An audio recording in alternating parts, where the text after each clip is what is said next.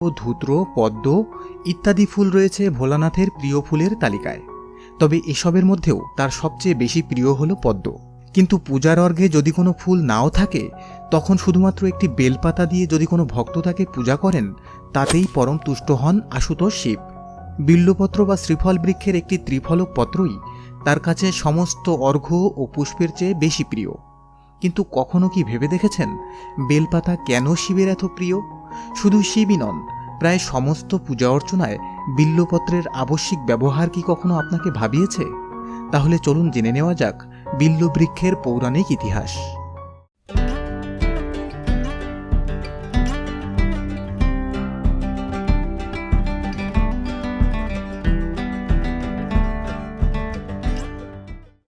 বিল্ববৃক্ষ মাহাত্ম্য বর্ণনায় বলা হচ্ছে, বিল্বপত্রের ত্রিফলক পত্রের মাঝখানের পাতাটি শিবস্বরূপ, বাম পত্রটি